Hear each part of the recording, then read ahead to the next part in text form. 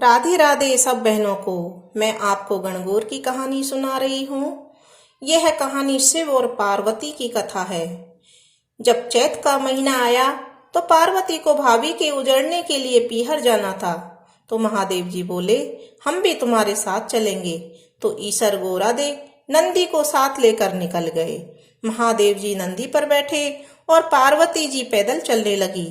तो लोग देखकर कहने लगे, देखो आदमी तो सवारी पर बैठा है और औरत को पैदल चला रहा है।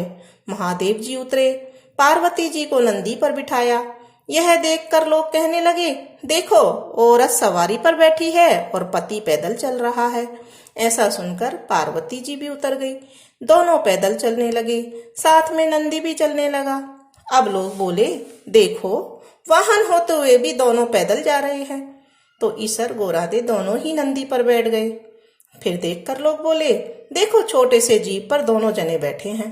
पार्वती बोली, भगवान दुनिया कैसी है, नंदी पर बैठने नहीं दे और पैदल भी नहीं चलने दे। तो ईसर जी बोले, पार्वती ये संसार है, यहाँ ऐसा ही होता है। आगे गए तो एक गाय उठती बैठती बेचैन हो रही थी। तो गोरादे पूछने लगी, भगवान ये गाय कष्ट में क्यों है? तो ईसर जी बोले, इसके बछड़ा होने वाला है। गोरादे बोली, बच्चे के लिए इतना कष्ट मुझसे सहन नहीं होगा। हे देव, मेरे गांठ बांध दे वो। ईसर जी बोले, आगे चलो। आगे गए तो घोड़ी उठ बैठ करती हुई दिखी। गोरादे बोली, इस घोड़ी को क्या कष्ट है? तो ईसर जी बोले, इसके बच्चा होने वाला है। गोरादे बोली, मुझसे इतना कष्ट सहन नहीं होगा, मेरे तो गांठ दे दो। ईसर जी बोले, पहले आगे चलो। आगे गए तो राजा की नगरी में उदासी छाई हुई थी। ढोल नगाड़े उल्टे थे। गोरादे पूछने लगी, यहाँ सब उदास क्यों हैं? तो ईसर जी बोले, यहाँ रानी के कंवर होने वाला है, इसलिए रानी कष्ट में है और सब उदास हैं। अब तो गोरादे जी मानी नहीं, बोली, बच्चे के लिए इतना कष्ट तो मुझे बच्चे नहीं चाहिए, आप मेरे गांठ दे दो। ईसर जी को गांठ देनी पड़ी। ईसर जी ससुराल पहुंचे, पीपल के पेड़ के नीचे वास किया। गोरादे पीहर में सहेलियों में मग्न हो गई।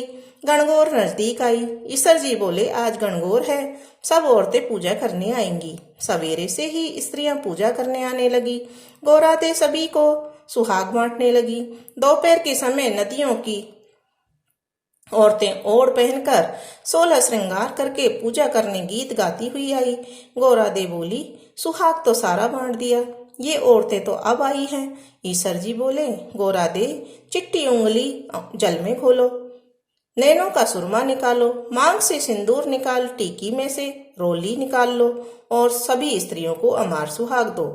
उसी वक्त गोरादे जी ने मांग का सिंदूर, चिट्टी उंगली की मेहंदी, टीकी से रोली, आंखों का काजल लेके लोटे में जल कर द्वारे से सभी पूजा में आई कन्याओं और स्त्रियों के अमर सुहाग के छींटे देकर गोरादे ने ईसर जी के कहे अनुसार सबको अमर सुहाग दिया। अब ईसर गोरादे जी घर आए। ईसर जी जीमने बैठे, जितना बनाया सारा जीम गए। अब गोरादे जी जीमने बैठी तो माँ बोली, बेटी मैं थोड़ा और भोजन बना देती हूँ। तो बेटी बोली, माँ मैं तो बेटी हूँ, कुछ भी खा लूंगी। गोरादे जी ने जाल बांटा और बथुआ की पिंडी खाकर लोटा भर पानी पी लिया। माँ ने सीख दी। यहाँ से निकलकर ईसर गौर जी पीपल के पेड़ के नीचे आए। ठंडी छांव में थकी हुई पार्वती जी को भी नींद आ गई। ईसर जी ने पार्वती जी के पेट की ढकनी खोलकर देखा तो जला हुआ बांट्या व बथुआ की पिंडी थोड़े से पानी के साथ पड़ी थी। ईसर जी ने ढकनी वापस ढक दी। पार्वती जी जागी तो ईसर जी ने पूछा, गोरा तुमने क्या क्या जीमा? गोरादे बोली, ईसर जी जो आपने जीमा वो ही हमने जीमा। तो ईसर जी कहने लगे, पार्वती सच बोलो। गोरादे बोली, रसोई में माँ भेद थोड़े ही करेगी। ईसर जी बोले, देखो गोरादे तुम्हारे पेट में जला बांट्या और बथुआ की पिंडी के अलावा थोड़ा सा जल है।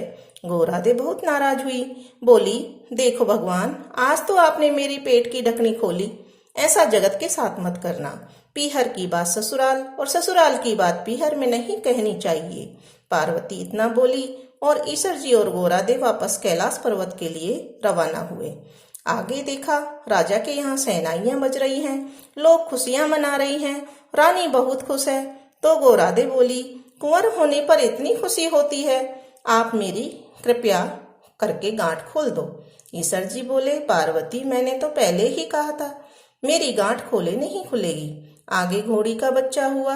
वह अपने बच्चे को प्यार से चाट रही थी। वह बहुत प्रसन्न थी। पार्वती बोली, भगवान आप मेरी गांठ खोलो। महादेव जी बोले, ये गांठ नहीं खुलेगी।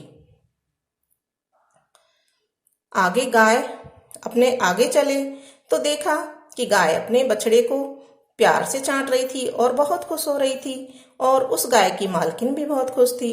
तो पार्वती जी सोचे, जानवरों को बच्चों से इतनी उमंग है तो मानव की तो बात ही क्या है। और ईश्वर जी से बोली, भगवान मेरी गांठ खोलो, नहीं तो मैं आगे नहीं चलूंगी। पर ईश्वर जी बोले, अब मैं कुछ नहीं कर सकता। थोड़े दिन बीते, पार्वती जी ने अपने मैल का पिंड बनाया, उसमें प्राण फूंके। उस बालक को रखवाली रख के पार्वती जी स्नान करने गई। भगवान आए, बालक ने उनको अंदर नहीं जाने दिया। तो भगवान ने पूछा, तू कौन है? बालक बोला, मैं पार्वती का पुत्र हूँ। भगवान सोचे, ये पुत्र कहाँ से आए, और त्रिशूल से उस बालक का गला काट दिया। माँ पार्वती आई, देखा और बोली, भगवान मेरे पुत्र को वापस जीवित करो। तो शिव जी ने गणों को भेजा कि जो कोई स्त्री अपने पुत्र से विमुख होकर अर्थात पीठ देकर सो रही हो, उसी बच्चे का सिर काट कर ले आओ। गण सभी जगह घूमते घूमते जंगल में पहुंचे, जहां एक हथनी अपने बच्चे से विमुख होकर सो रही थी। गण उसका सिर काट कर ले आए। भगवान ने उस सिर को बालक के शरीर पर जोड़ दिया और अमृत का छींटा दिया। बोले, दुनिया में सबसे पहले गौरी पुत्र गणेश जी की पूजा होगी, बाद में दूसरे देवताओं की पूजा होगी।